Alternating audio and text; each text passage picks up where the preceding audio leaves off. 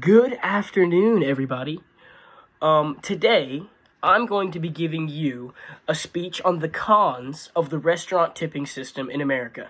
And for those of you who, you don't really know what that is, it's exactly what it sounds like. It's the system that restaurants have in place in America that gets their servers paid, tipping, tip pooling, whatever have you.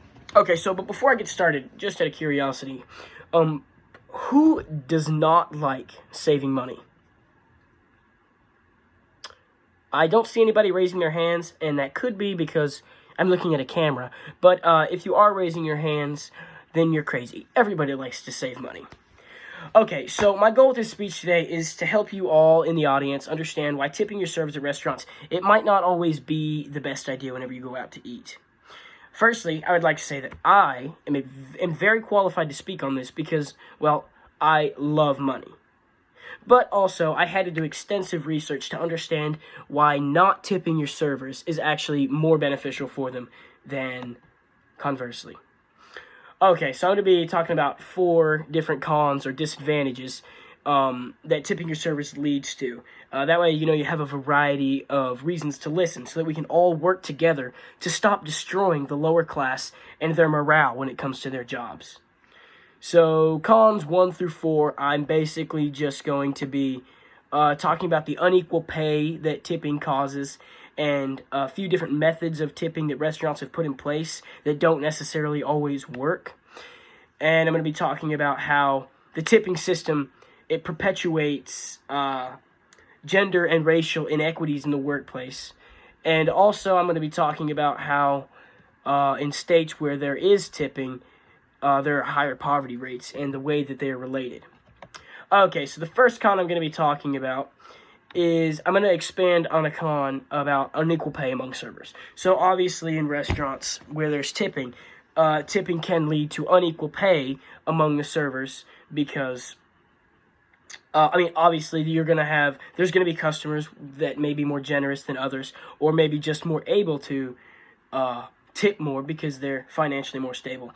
And that leads to unequal pay among the servers because one waiter obviously might get a more generous customer, while another, who could possibly work harder, gets a customer who can't afford to necessarily tip more. And obviously, that imbalance of pay between the two is going to create a system of unequal pay in more than just those two, but throughout the whole staff. So the inequalities that the tipping system causes brings me to my next point, my second con. There are systems that restaurants have put in place to try to balance out or cancel out the unequal pay. And the main one that people know of or that restaurants partake in is called tip pooling. So tip pooling is just when, at the end of the day, all the servers combine what they've made and they divide it evenly among the entire staff, or mostly it's just the servers. But that doesn't really work because that promotes an environment or maybe an idea that you don't have to work as hard, but you can still get paid the same amount or more than you necessarily would. So it seems to discourage hard work, and there's not really a reward or a positive reinforcement for them working hard. There's a quote here. I have a quote here from Restaurant Insider, Pros and Cons of Tip Pooling. And it says, some restaurant owners have been using tip pooling as an excuse to lower pay to below minimum wage for cooks, dishwashers, and the bus staff, or really whoever's going to benefit from pooled tips. Take from that what you will.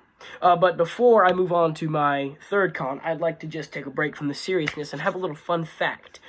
Did you know that in Manhattan, New York, there was a waitress at a Waffle House who had a regular customer for 7 years, him and his wife, and she found out that the two were murderers, and when they went to jail, that waitress was interviewed, and she ended up on the cover of Time magazine. There are instances and stories and cases like that all over the country through the past several decades, and that just really showed me that I haven't communicated and talked and got to know my servers well enough.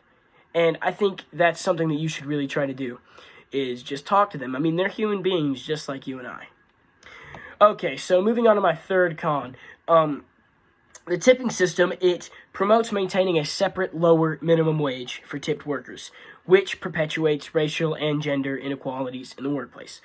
So, since waiters and waitresses are just servers, since they get paid in tips, the government says that they are, like restaurants, are allowed to pay the servers less than the normal minimum wage. So instead of $7.75 or $7.85, they only have to pay them $2.75 because usually they like to think that they can make up the rest of it in tips. But being that reliant on tips is incredibly dangerous for people and their income and the stability of their income. That's actually the service job is the only job where people rely on the majority of their income coming from the generosity of strangers. So my last con is going to be, generally speaking, states that have lower minimum wages for tipped workers, i.e. waiters and waitresses, have lower economic outcomes and higher poverty rates for said tipped workers. So the states that partake in the tipping system, their waiters and waitresses outside of their job have higher poverty rates, and that's obviously something that we would want to try to avoid. So, so far I've talked about, how tipping causes unequal pay among employees in the workplace. Tip pooling doesn't work, racial and gender inequities, and lower pay for servers. And I really hope that this speech has helped you understand that the tipping system, it's not fair in our country, and it needs to be rectified.